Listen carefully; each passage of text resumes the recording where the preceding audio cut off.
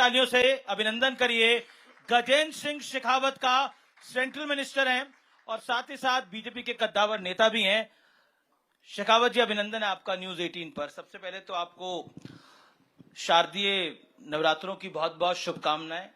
और कल प्रधानमंत्री ने देश के नाम एक संबोधन दिया और उस संबोधन में प्रधानमंत्री ने जो जीएसटी 2.0 है उसको एक उत्सव के रूप में, अंग्रेजी में जिसे कहते हैं एक फेस्टिवल के रूप में बनाने का अनुरोध किया समूचे देश से। How big is this?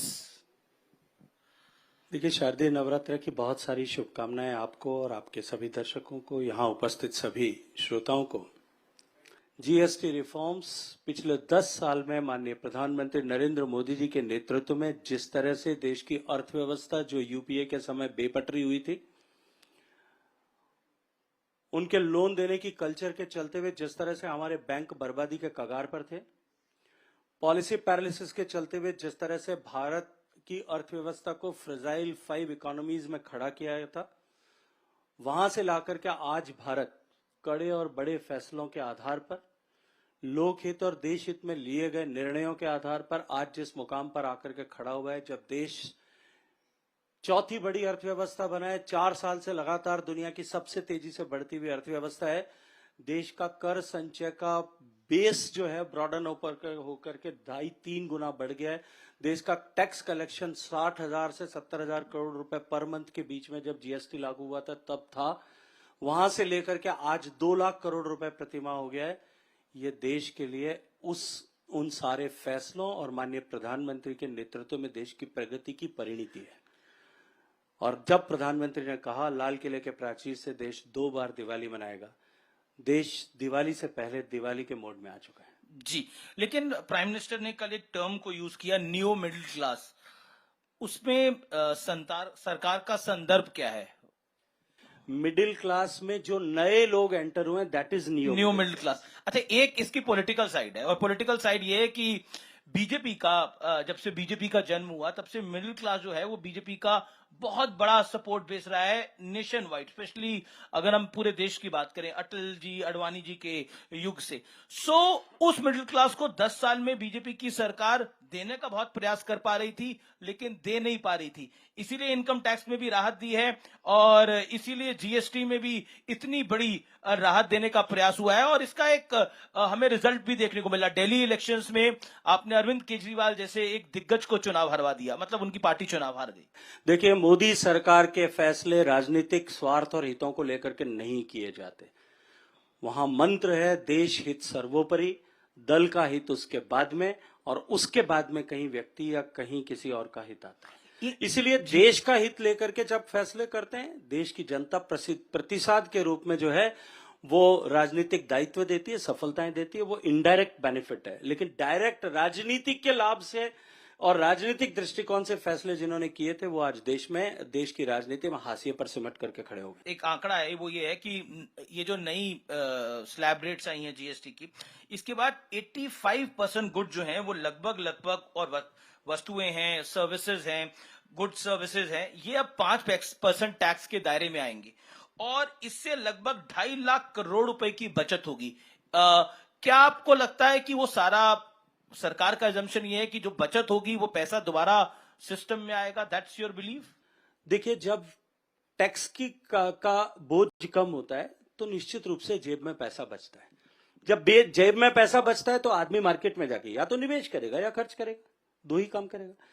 दोनों में सरकार का लाभ है। निवेश करेगा तो भी सरकार का लाभ है, और जो है अगर जाकर के मार्केट में खर्च करता है, चाहे वो अपने घर में कुछ सामान खरीदने के लिए, संसाधन खरीदने के लिए, गैजेट्स खरीदने के लिए खर्च करे या पर्यटन के लिए, पर्यटन उसका ऑटोमेटिकली एक बड़ा बेनिफिशियरी होता है। और हम सब ने देखा है जिस तरह से इकोनॉमी ने ग्रो किया, जिस तरह से टैक्स बेस कम हुआ, आज भारत का डोमेस्टिक ट्रैवल जो है वो बेतहाशा बढ़ रहा है। पिछले 1 साल में 294 करोड़ यात्राएं इस भारत में डोमेस्टिक ट्रैवलर्स ने की है।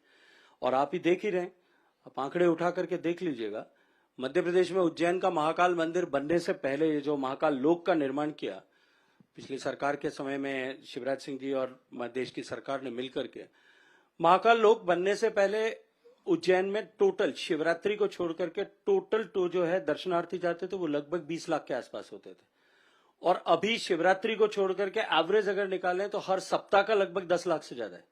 तो ये जो 25 गुना वृद्धि हुई है ये केवल महाकाल लोक बनने से नहीं हुई है, वहां सुविधा उसके कारण से बढ़ी है, लेकिन देश के लोगों के पास खर्च करने के लिए जेब में पैसा है।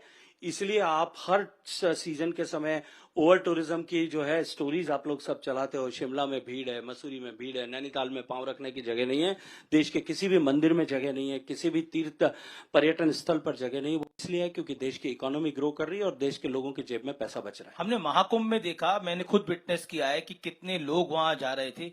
एक जो हिंदू तीर्थ स्थानों पर भीड़ बढ़ी है, उसके पीछे एक बड़ा कारण है कि भारतीय जनता पार्टी की सरकार ने एक हिंदू चेतना भी जगाई है। तो कहीं ना कहीं जेनजी में भी, जेनजी की बड़ी बात हो रही है, तो एक उनमें फोमो हो जाता है कि हम नहीं जा रहे तो we are missing out something. I will get into that also, but GST की बात अगर हम करें तो इन रिफॉर्म की अभी आवश्यकता क्या थी? इकोनॉमी ने ऐसा क्या सिग्नल दिया था? What's your view? प्रधानमंत्री जी ने निर्णय किया, विपक्ष ने बहुत सारे, विपक्ष की नेतृत्व वाली सरकारें थी, उन्होंने बहुत सारी चिंताएं व्यक्त की। आज इस जगह पे खड़े होकर और बैठ के धन्यवाद देना चाहता हूं देश के प्रधानमंत्री के, उन्होंने उनके निर्णय का और उनके साहस का। उन्होंने कहा कि टैक्स कलेक्शन कम नहीं होगा और किसी राज्य को अगर नुकसान होगा उसकी भरपाई केंद्र सरकार करेगी, और हमने की। आप जब प्रारंभ में 2017 में जीएसटी लागू हुआ था, उस समय पहले 6 महीने का एवरेज टैक्स कलेक्शन देखिए, वो 60-70 हजार करोड़ के बीच में एक महीने का था। जी जी जी। ऑल टाइम हाई 2,34,000 करोड़ को छोड़ दूं, लेकिन अभी भी पिछले 6 महीने का टैक्स कलेक्शन उसी जो है रेस्पेक्टिव 6 महीनों का ही अगर मैं निकालूंगा तो 2 लाख करोड़ रुपए। ये जो इकोनॉमी ने ग्रोथ की, क्योंकि हमने टैक्स एक किया, मार कम हुई, लोगों के पास पैसा पड़ा, हमने साहसिक निर्णय लिए, देश की इकोनॉमी को सपोर्ट करने वाले निर्णय लिए, हमने देश में करदाताओं के बेस को ब्रॉडन अप किया। लेकिन पहले थोड़े से करदाता बहुत सारा बोझ उठाते थे, अब बहुत सारे करदाता मिलकर के थोड़ा थोड़ा बोझ उठाते हैं। ये जब काम करना शुरू किया, इसके अतिरिक्त ईमानदारी से जो है टैक्स असेसमेंट को शुरू किया, टैक्स कलेक्शन को शुरू किया, आज उसका परिणाम ये हुआ कि देश की सरकार टैक्स बढ़ाने के बजाय टैक्स घटा करके देशवासियों को सौगात दे पाई। एक सिग्नल इकोनॉमी ने क्या दिया, उस लाइन में आप क्या बोलोगे? वन लाइन में कि एक नहीं, एक का अधिक 2,34,000 करोड़ रुपए देश की सरकार के पास में एक महीने का हाईएस्ट कलेक्शन अगर होता है, 60,000 करोड़ से यात्रा इकट्ठी होकर शुरू होकर के 2,34,000 करोड़ रुपए की दिखता है। मुझे लगता है ये निर्णय पर्याप्त है। ग्लोबल और इसके अतिरिक्त देश की जनता पर कर का बोझ कम करने से देश की मैन्युफैक्चरिंग और विशेष रूप से जो हमारा एमएसएमई सेक्टर जो है वो बेनिफिट होता है, देश की मेक इन इंडिया स्पिरिट को फायदा होता है। ये प्रूवन ट्रैक रिकॉर्ड है, इसलिए देश की सरकार को। रमेश लिखते हैं, ही राइट्स की हमने जुलाई 2017 से ही जीएसटी 2.0 की मांग कर दी थी। ये लोकसभा चुनाव 2024 के लिए हमारे न्याय पत्र का में भी प्रमुख वादा था। आज उसी वादे को निभाया गया है। आप 2024 के उनके पॉलिटिकल भाषण हर मंच के उठा करके देख लीजिए, उन्होंने कहा था कि हमारी सरकार बनेगी, हम जीएसटी खत्म कर देंगे। जो खत्म करने की बात थी वो राहत की चाव के ऊपर क्रेडिट लेने की कोशिश कैसे कर सकते हैं? कांग्रेस अध्यक्ष मल्लिकार्जुन खड़गे कहते हैं 900 चूहे खाके बिल्ली हज को चली। आज ही सुबह का है। अमीश भाई, मल्लिकार्जुन खड़गे साहब के पास में गांधी परिवार की तारीफ करने के अलावा या उनको हर चीज का क्रेडिट देने के अलावा उनके पास में और है भी क्या? कांग्रेस के अध्यक्ष हैं वो, तो तभी तो उनके पास में और कुछ नहीं है इसके अतिरिक्त। तो आप कह रहे हैं उनकी अपनी कोई क्षमता ताकत नहीं है? ये आप मुझे मत पूछिए, मैं पूछ रहा हूं आपसे। देश के 140 करोड़ लोगों से नींद में से उठा करके पूछोगे वो भी बता देंगे, चाहे वो किसी भी पॉलिटिकल आइडियोलॉजी का होगा। जी, लेकिन उन्होंने क्या कहा, सरकार ने कांग्रेस के सरल और कुशल जीएसटी की बजाय अलग अलग 9 स्लैब से वसूली करके गब्बर सिंह टैक्स लगाया था। 8 साल में 55 लाख करोड़ रुपए से ज्यादा वसूले हैं। अब फाइनली इन्होंने बात मानी है, वो भी यही लिख रहे हैं। मैं आपसे एक बात पूछना चाहता हूं आपके दर्शकों के सामने भी, किस 2017 से लेकर 2025 तक सारे टैक्स को एक साथ इकट्ठा करके जी एक जीएसटी लागू किया गया था 2017 में। उससे पहले 10 साल तक उनकी सरकार थी, अलग अलग टैक्सेस लगते थे, 18 तरह का इंस्पेक्टर जो है वो ट्रेडर और मैन्युफैक्चरर की छाती पे उसके घर पे घुसा रहता था, कैस्केडिंग इफेक्ट की मार जो है उपभोक्ता झेलता था। जिन लोगों ने 10 साल तक सरकार में ये सब जनता को दंश दिया था, वो उस सुधार पर टिप्पणी करने का अधिकार कहां से प्राप्त करते हैं? और देश की जनता ने इसको देखा है। लोकतंत्र में देखिए सबसे बड़ा पैमाना क्या होता है?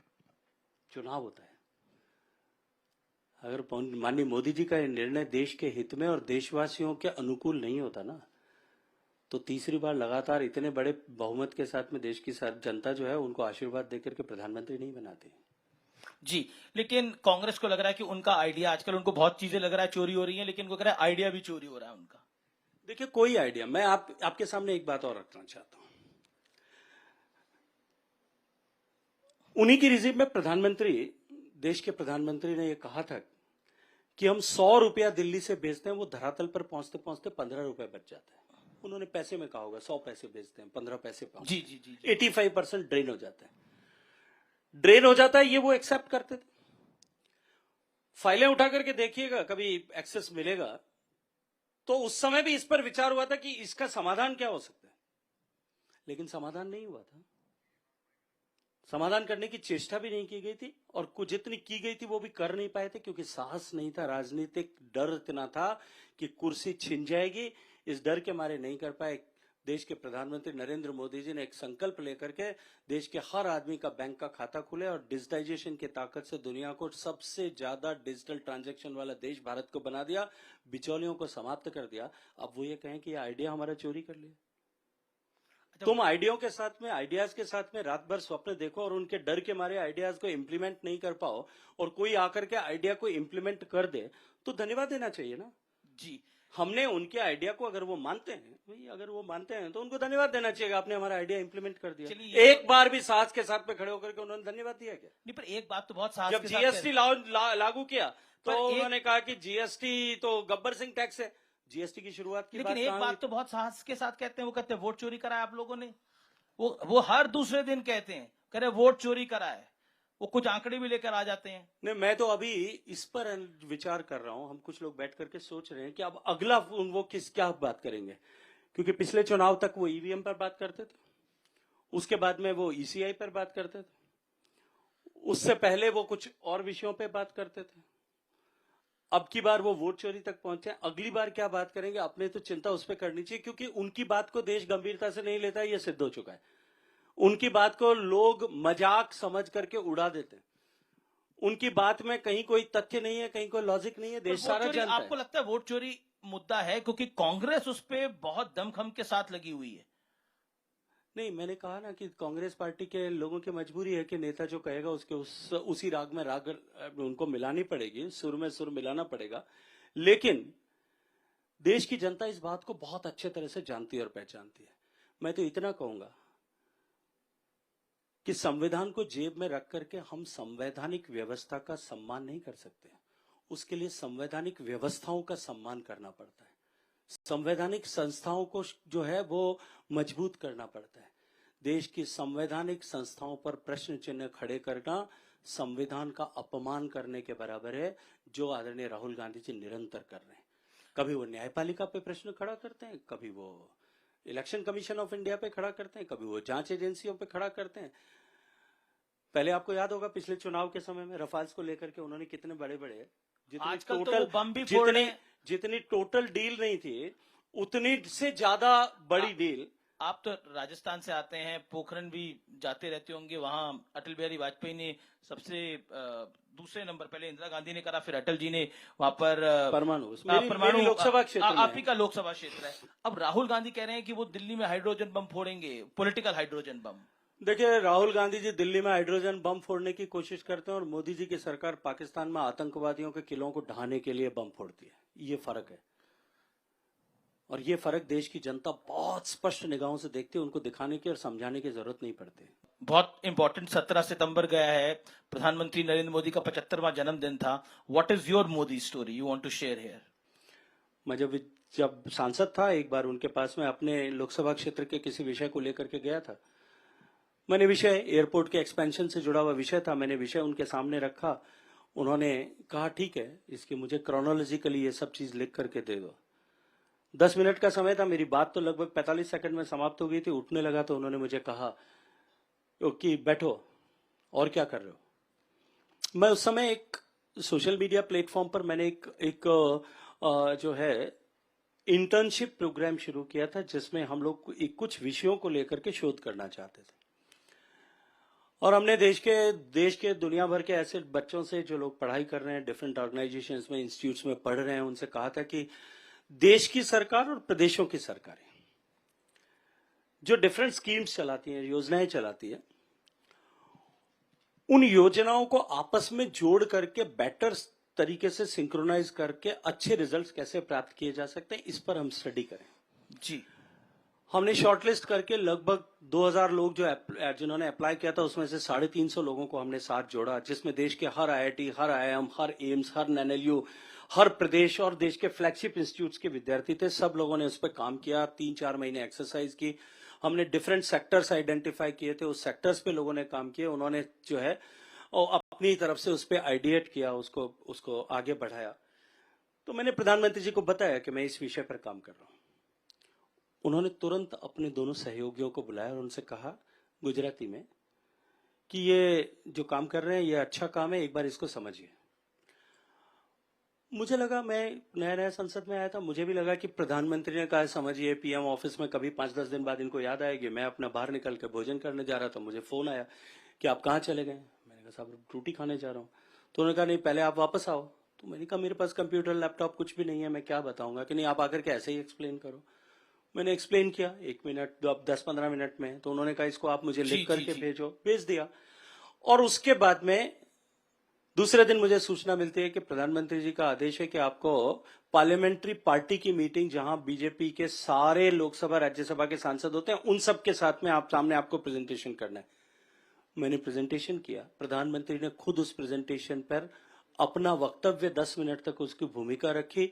उसके बाद में उसको कंक्लूड उन्होंने खुद ने किया। एक नए सांसद जिसकी दिल्ली में कोई पहचान नहीं है, उसके किए हुए काम को किस तरह से महत्ता देना और उसकी उपयोगिता को पूरी संसद के सारे सदस्यों के सामने सिद्ध करना। सब अपने व्यक्ति की कैपेसिटी बिल्डिंग करने की जो हुनर उनका है, उन्होंने उनको नरेंद्र मोदी बनाया है। जी, जी, जी। बिल्कुल आखिरी राउंड है और समय भी बिल्कुल समाप्त हो गया, तो एक लाइन में आपका जवाब चाहूंगा। रैपिड फायर राउंड है और आपके लिए बिल्कुल कठिन नहीं है, सरल सवाल है आपके लिए। बिल्कुल, बड़ा नेता कौन है, राहुल गांधी है या तेजस्वी यादव है आपकी राय में? Choose one. निश्चित रूप से तेजस्वी यादव है। ओके। राहुल गांधी जी बेचारे हो गए। अब बिहार के परिप्रेक्ष्य में बात कर रहा हूँ, बिहार के परिप्रेक्ष्य में सीट डिवाइड होंगी तब देख लेना कौन है। जी, जी, जी। जीएसटी रिफॉर्म जरूरी या मजबूरी, चुनावी मजबूरी बिहार की? देश के लिए आवश्यक है। देश के लिए आवश्यक है। और आखिरी पॉइंट, जेनजी पर आप क्या कहना चाहते हैं, क्योंकि बहुत कुछ कहा जा रहा है, नेपाल जैसे हालात यहां ना बन जाए। देश का भविष्य और भारत का जेनजी जिस तरह से देश के विषयों को लेकर के जिम्मेदार है, पंजाब यूनिवर्सिटी का चुनाव, दिल्ली यूनिवर्सिटी का चुनाव, हैदराबाद यूनिवर्सिटी का चुनाव, ये इस बात का परिचायक है। पर राहुल जी को जेनजी से ही उम्मीद है। उसके परिणाम इस बात से परिचायक हैं कि देश का युवा देश के परिवर्तन और देश के विकास और विकसित भारत के संकल्प के साथ पूरी ताकत के साथ जुड़ा और खड़ा है। देश का, पर राहुल गांधी को जेनजी से उम्मीद है काफी। हाँ, लेकिन राहुल गांधी जी से कांग्रेस पार्टी के नेताओं को और उनके कार्यकर्ताओं को कितनी उम्मीद बची है, समीक्षा इस पर करनी चाहिए। शुक्रिया, बहुत बहुत धन्यवाद आपका हमारे साथ जुड़ने के लिए।